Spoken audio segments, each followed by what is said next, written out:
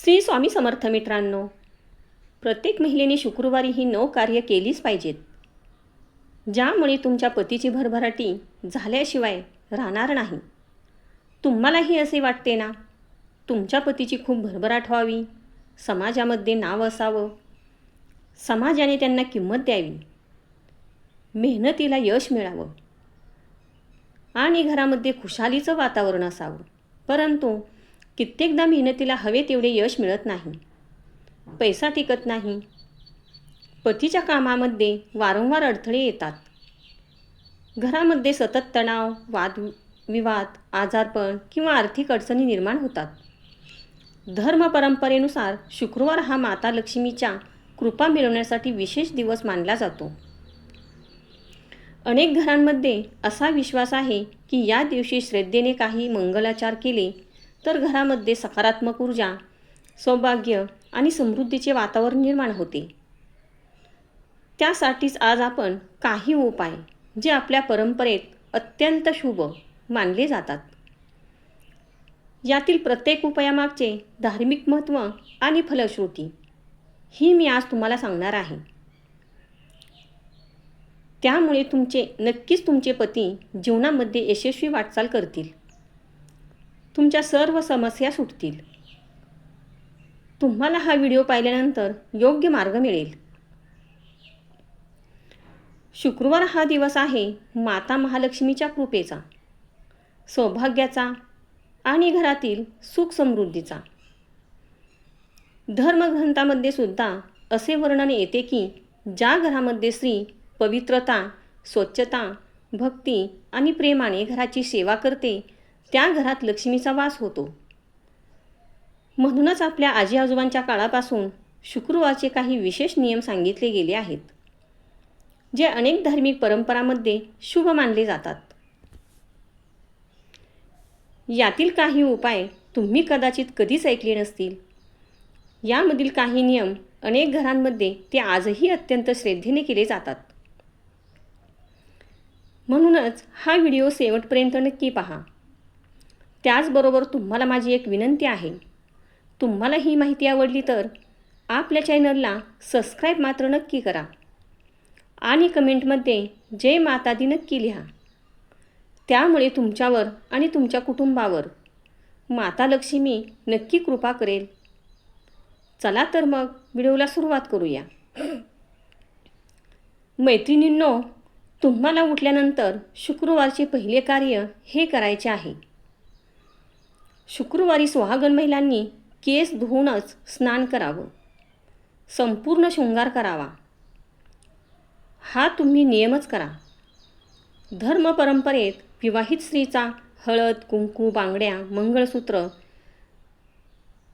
फुले आणि नेल पॉलिश, गजरा, स्वच्छ वस्त्रांसह केलेला शृंगार हा सौभाग्याचे प्रतीक मानला जातो. असा शृंगार ही केवळ बाह्य सजावट नसून माता लक्ष्मीच्या मंगल स्वरूपाचा सन्मान मानला जातो. ह्यामुळे माता लक्ष्मी अत्यंत प्रसन्न होती. त्यामुळे हे कार्य तुम्ही शुक्रवारी तरी किमान नक्की करावं. अशा मंगल वातावरणामुळे घरात आनंद, सौभाग्य आणि सकारात्मकता वाढते. आपल्या घरातील आजी नेहमी शिकवते की घरातील महिलांचे पाय स्वच्छ, सुंदर आणि नीटनेटके असावेत.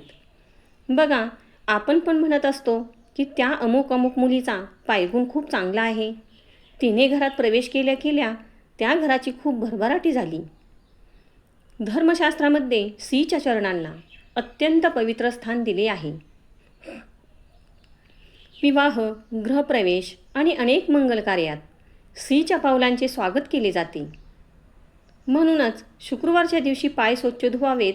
शक्य असल्यास थोडेसे तूप किंवा तेल लावावे आणि हळद कुंकू लावावे. स्वच्छता आणि मांगल्यतेमुळे घरामध्ये शुभ वातावरण निर्माण होते. तसेच स्त्रियांनी सकाळी उठल्या उठल्या एका भांड्यामध्ये हळद आणि गुलाब पाणी घ्यावे, ते चांगले मिसळून घ्यावे आणि त्याचे उंबरठ्याला लेपन द्यावे. पहिल्या काळामध्ये उंबरठा होता, परंतु आता बहुतेक घराच्या मुख्य दरवाजांना उंबरठे नसतात. आपली वयस्कर मंडळी आपल्याला नेहमी सांगत असतात, उंबरठ्यावर पाय देऊ नकोस. त्याचे कारण तुम्हाला समजले आहे का? कारण उंबरठा ही लक्ष्मीचे स्वरूप मानले जाते. म्हणून हळदी आणि गुलाबजलाने जे आपण लेपन करणार आहे त्या लेपनाला आपल्या घराची चौकटच समजावे. त्यामुळे त्याच्यावर बिलकुल पाय दिला नाही पाहिजे. आणि घरातून येताना दरवाजाच्या उजव्या बाजूला लक्ष्मीची पावले काढावीत. आणि त्या दरवाजाची आणि पावलांची विधिवत पूजा करावी. लाल फूल अर्पण करावं. कारण लक्ष्मीला लाल रंग फार प्रिय आहे. हे तुम्हाला सर्व शुक्रवारीच करायचे आहे. बघा, तुमचे सर्व कष्ट दूर नक्कीच होतील आणि हळूहळू तुमचे भाग्य प्रगतीकडे धावेल. पतीचे भाग्य पत्नीच्या भाग्याबरोबर जोडलेलं असतं आणि पत्नी जेवढे धार्मिक कार्य करेल तेवढ्याच पटीने पतीची भरभराटी होईल. घराचा जो मुख्य दरवाजा असतो त्यातून ऊर्जा प्रवाहित होत असते. म्हणूनच तुमचा मुख्य दरवाजा स्वच्छ सुंदर असेल तर त्यामधून सकारात्मक ऊर्जा प्रवाहित होईल आणि लक्ष्मी मातासुद्धा प्रसन्न होईल. ज्या वेळेला घरामध्ये सकारात्मक ऊर्जा प्रवाहित होते त्यावेळी घरामध्ये सुख समृद्धी वाढते. त्यामुळे तुमचे सर्व कष्ट दूर होतील.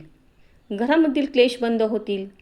परंतु ह्याच जागी तुमच्या घरामध्ये निगेटिव्ह ऊर्जा जर प्रवाहित झाली तर मात्र क्लेश घरामध्ये वाढतील.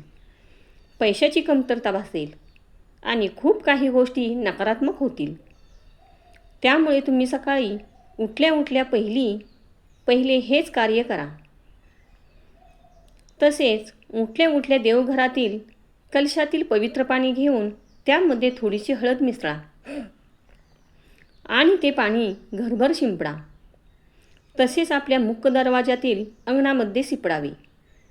त्यामुळे रात्रभर साठलेली नकारात्मक ऊर्जा निघून जाते.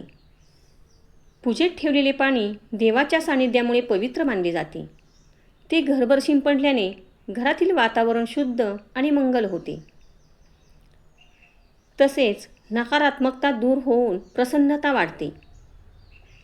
ज्यावेळी तुम्ही तुळशीचे पूजन करताना त्यावेळेस तुळशी मातेला हळद घातलेले दूध गंगाजल अर्पण करावे.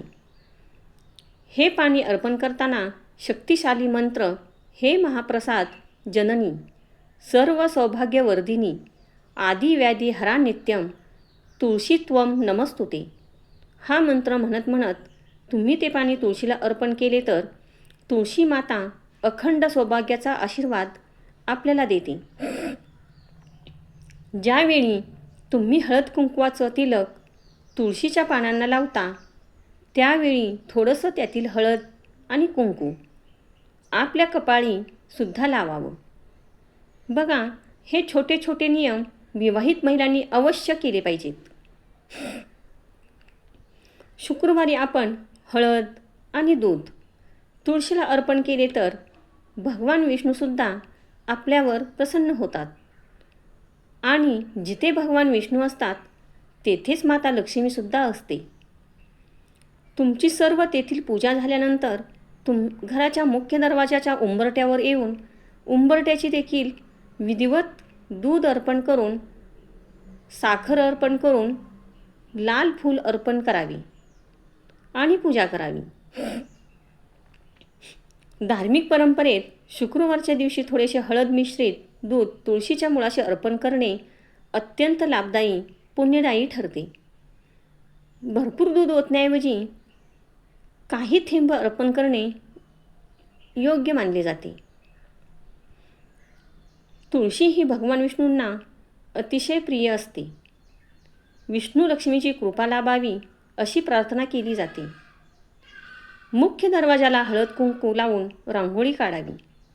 मुख्य दरवाजा हा लक्ष्मीच्या स्वागताचा स्थान मानले जाते. घरात मंगलता आणि प्रसन्नता वाढते. देवपूजेनंतर स्वयंपाकघरात प्रवेश करून गॅस आणि चुलीची पूजा करावी. भारतीय संस्कृतीत स्वयंपाकघराला अन्नपूर्णा मातेचे स्थान मानले जाते. गॅस स्वच्छ करून हळद कुंकू लावावे आणि थोडेसे दूध किंवा अक्षता अर्पण करून नमस्कार करावा. त्यामुळे अन्नाची कधीही कमतरता भासू नये, भासत नाही. आणि अन्नपूर्णा मातेला प्रार्थना करावी की हे अन्नपूर्ण माता आमच्या घरामध्ये कधीही अन्नाची कमतरता भासू देऊ नकोस. शुक्रवारी महालक्ष्मीसमोर तुपाचा दिवा लावा. हे शुभ मानले जाते. दिव्याचा प्रकाश ज्ञान, आशा आणि मंगलतेचे प्रतीक मानला जातो.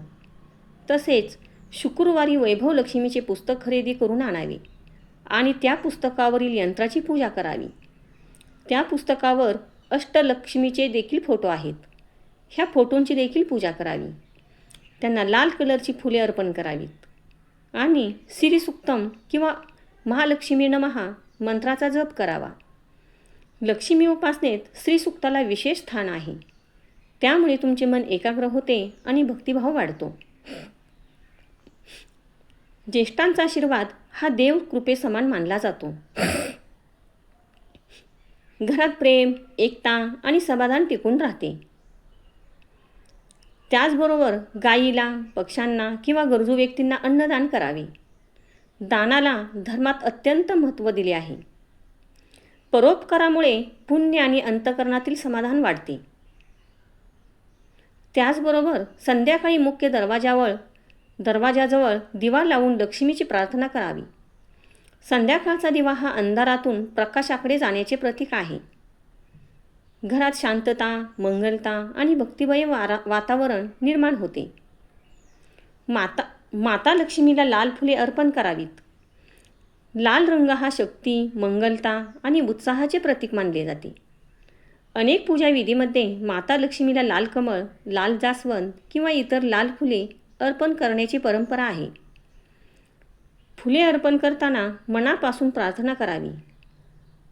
लोकश्रद्धेनुसार लाल फुले अर्पण केल्याने लक्ष्मी पूजा अधिक मंगल मानली जाते आणि घरामध्ये आनंद व सकारात्मकता वाढते. त्याचबरोबर शुक्रवारी पूजेच्या ठिकाणी किंवा लक्ष्मी मातेच्या आसनाखाली स्वच्छ लाल रंगाचे कापड अंतरण्याची प्रथा अनेक ठिकाणी आहे. लाल रंग हा मांगल्यतेचे प्रतीक मानलं जातं. पूजेचे वातावरण अधिक पवित्र आणि उत्साहपूर्ण बनतं, अशी धार्मिक मान्यता आहे. आता बघा, संध्याकाळी दिवा नेमका कुठे ठेवावा? धार्मिक परंपरेनुसार मुख्य दरवाजाच्या आतल्या बाजूला, घरात प्रवेश करताना उजव्या हाताला तुपाचा किंवा तेलाचा दिवा लावणे शुभ मानले जाते. काही कुटुंबामध्ये दरवाजाच्या दोन्ही बाजूला दिवे लावण्याची परंपरा आहे. वाऱ्यापासून सुरक्षित ठिकाणी दिवा ठेवावा. संध्याकाळचा दिवा लागण्याच्या वेळेला त्यावेळीसुद्धा तुळशी मातेजवळ तुपाचे निरंजन लावावी. विधिवत त्यावेळेलासुद्धा पूजा करून घ्यावी आणि नमस्कार करावा आणि पुन्हा हा मंत्र म्हणू शकता. महाप्रसाद जननी सर्व सौभाग्यवर्धिनी आदि व्याधी हरे नित्य तुलसी त्वाम नमस्तुते. यानंतर भगवान विष्णू आणि माता लक्ष्मीला प्रार्थना करा. ओम श्री महालक्ष्मी नमः. ही प्रार्थना सौभाग्य, मंगलता आणि भक्तिभावासाठी केली जाते. त्याचबरोबर प्रत्येक शुक्रवारी माता लक्ष्मीसाठी घरामध्ये खिरीचा नैवेद्य बनवला पाहिजे. कारण माता लक्ष्मीला पांढऱ्या कलरची मिठाई खूप आवडते. पांढरा रंग मातेला नैवेद्य घरातील सर्वांनी ग्रहण करावा. बघा, माता लक्ष्मी तुमच्या घरामध्ये सुख समृद्धी नक्की बनवून ठेवेल. नैवेद्याबरोबर माता लक्ष्मीला लाल फूल अर्पण करावे. कमळाचे फूल मिळाले तर अतिउत्तम. आता असा प्रश्न पडू शकतो की लक्ष्मीला भोग कशाने अर्पण करावा? तुळशी पानाने किंवा तुम्ही तो लाल फुलाने किंवा साध्या फुलाने सुद्धा अर्पण करू शकता. बघा, थोड्याच दिवसांमध्ये तुम्हाला तुमच्या घरामध्ये खूप हळूहळू बदल जाणवतील. त्याचप्रमाणे रोज देवघरामध्ये पाण्याने भरलेला कलश ठेवावा आणि एक छोटासा पाणी पिण्यासाठी असणारा सुद्धा एक छोटासा कलश ठेवावा. असे म्हणतात की ज्या वेळेला आपण पूजा पाठ देवघरामध्ये करत असतो त्यावेळेला आपली मंत्राची शक्ती, मंत्र करताना जी शक्ती तयार होते, त्यामुळे मंदिरात ठेवलेले पाणी अतिशय पवित्र होते. त्या मंत्राची शक्ती त्या पाण्यामध्ये उतरते. आपण दुसऱ्या दिवशी पूजा करण्यासाठी ज्यावेळी देवघरामध्ये जातो, तेव्हा ते पाणी सर्वांना गंगाजल म्हणून थोडे थोडे प्राशन करायला द्यावे. त्यामुळे त्यांच्यातील नकारात्मकता दूर होईल आणि त्यांचे आजारपणापासून संरक्षण होते. मुलांची बुद्धी तीक्ष्ण होते. मुलांचे संस्कारही चांगले होतात. त्यांचे मनही प्रसन्न राहते. आता मी अजून एक महत्त्वाचा उपाय सांगणार आहे. तो उपाय मात्र तुम्ही दररोजच करावायचा आहे. रोज रात्री झोपताना किचनमधील शिंक स्वच्छ केल्यानंतर त्या शिंकामध्ये 2 चमचे कच्चं दूध टाकायचं आहे. कच्चे दूध नसेल तर उकळलेलं दूधही चालेल. तुम्हाला वाटत असेल की हे कशासाठी, ह्याने काय होणार आहे? बघा, दुधाचा रंग पांढरा असतो. ज्या वेळेला आपण पांढऱ्या रंगाची कोणतीही वस्तू शिंकमध्ये टाकतो, त्यावेळेला आपला चंद्र मजबूत होतो. त्यामुळे घरातील सर्वांचे मन शांत, प्रसन्न राहते. समृद्धी नक्की बनवून ठेवते, स्थिर बनते. आपण शुक्रवारच्या दिवशी माता लक्ष्मीला प्रसन्न करण्यासाठी सांगितलेले काही शुभ उपाय जाणून घेतले. पण एक गोष्ट कायम लक्षात ठेवा. माता लक्ष्मीला केवळ पूजा, दिवा आणि नैवेद्याबरोबरच तिला सर्वात जास्त प्रिय आहे घरातील स्वच्छता, पवित्रता, प्रेम, दान, नम्रता आणि धर्माचरण. ज्या घरामध्ये पती पत्नीमध्ये प्रेम असते, वडीलधाऱ्यांचा आदर केला जातो, अन्नाचा अपमान अजिबात होत नाही, देवाचे स्मरण केले जाते आणि कष्टाने कमवलेले धन सत्कर्मासाठी वापरले जाते, अशा घरामध्ये माता लक्ष्मीचा आशीर्वाद अधिक काळ टिकतो, असं धर्मपरंपरेत सांगितलं जातं. म्हणून या शुक्रवारपासूनच हे उपाय श्रद्धेने सुरू करा. कोणताही उपाय केवळ धन मिळवण्याबरोबरच माता महालक्ष्मीची कृपा, घरातील सुख, शांती, पतीचे उत्तम आरोग्य, मुलांचे मंगल भविष्य आणि संपूर्ण कुटुंबाच्या कल्याणासाठी करा. कमेंटमध्ये मला नक्की सांगा तुम्ही यापैकी कोणता उपाय आजपासून सुरू करणार आहात.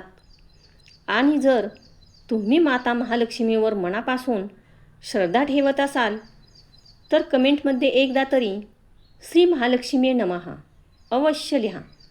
हा व्हिडिओ तुम्हाला आवडला असेल तर लाईक करा. आपल्या भगिनींना आणि कुटुंबियांना शेअर करा. आणि आपल्या स्वामी महाराजाय नमः या परिवाराचा भाग होण्यासाठी आपल्या चॅनलला सबस्क्राईब करायला मात्र विसरू नका. माता महालक्ष्मीची कृपा तुमच्यावर, तुमच्या घरावर सदैव राहो. सुख, शांती आणि समृद्धीने तुमचे जीवन भरून जावो. माता लक्ष्मी चरणी हीच आमची प्रार्थना. जय महालक्ष्मी. श्री स्वामी समर्थ. जय जय स्वामी समर्थ.